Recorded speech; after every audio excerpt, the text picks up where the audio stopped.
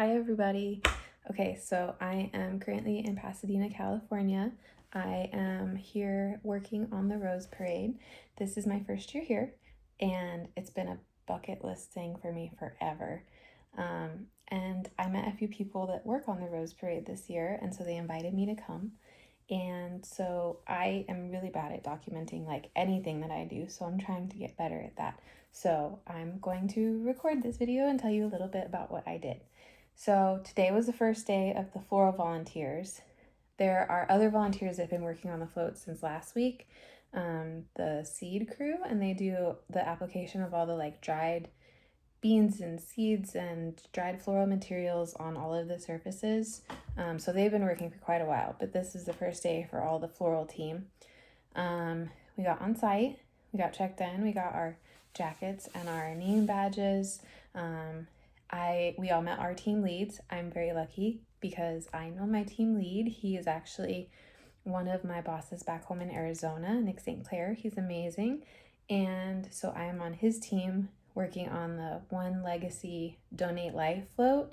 And we also have Sam Promchim on our team as well, who is also amazing. And I got to meet her earlier this year as well. We haven't really started working on our flowers yet. I don't think anybody's really going to be flowering today. It was mostly just prep work, like going through our lists, checking in the flowers that we do have.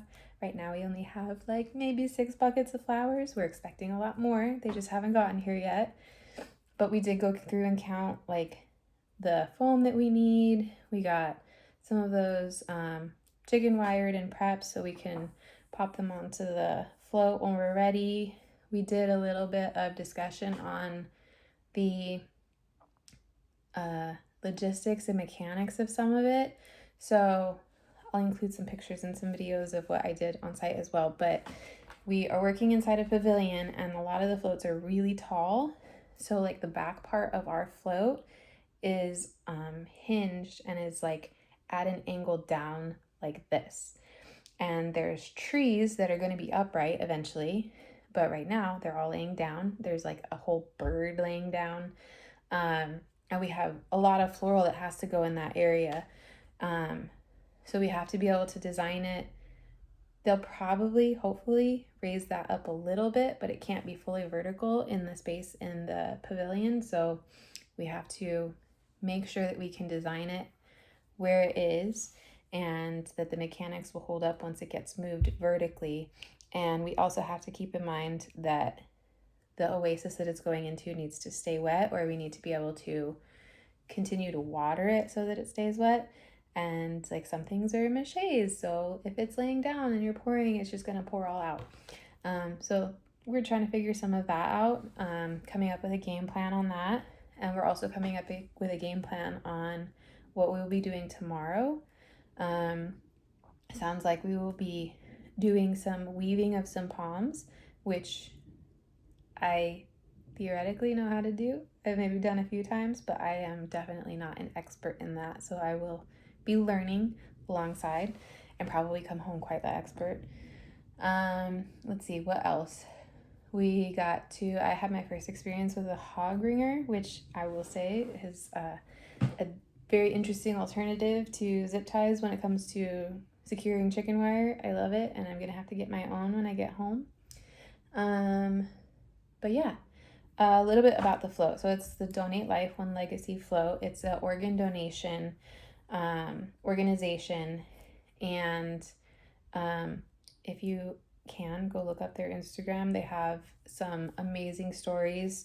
There are honorees, there are living donors, there are donor recipients, there is a memorial of people who have passed away and donated organs, and they have these absolutely gorgeous I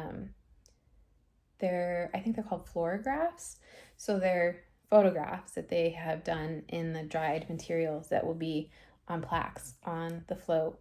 And they also have a rose garden with messages that can be written on the roses and put on the float as well. And a lot of the team that does the like seeding, applying all the dried elements to the float before we get started, they are donors themselves or donors recipients or family members, and they tend to be people that come back year over year. So the team that does that is actually really, really experienced. They have a whole system set up, probably some of the best ones in the pavilion, because the other teams, anybody can sign up for it, by the way. But a lot of the other teams, anybody can sign up, so they get assigned the team, and they might be their first year and they're learning as they go. But typically the people on this float are veterans. So it's been kind of amazing. We got to watch a lot of what they were doing. We have these beautiful pearls that are going to be on the float that are all covered in coconut. They were doing some elements where they were using nori seaweed sheets to apply, and it had this like really beautiful like iridescent look. They have like the focal piece is a treasure chest, and the detail and the texture on this treasure chest is insane. I got a few pictures of that, and hopefully I'll get some more tomorrow. It's just beautiful. It is amazing. So I can't wait for you guys to see it. But yeah, so tomorrow we are going to get started at least prepping our maches, getting foam on there. We are a little bit limited on what we can do because a lot of what still has to be done as far as like seed application is above where we need to work on the flowers. So like we kind of have to wait for some of those areas to be completed before we can apply flowers underneath so that they don't get trampled on. But yeah, so we'll get started tomorrow with what we can. Hopefully we'll get some more of our flowers in so that we can get them prepped and processed, counted, and figure out where they need to go in the different areas of the float. And then I will check in again tomorrow with another update. Thanks so much for watching.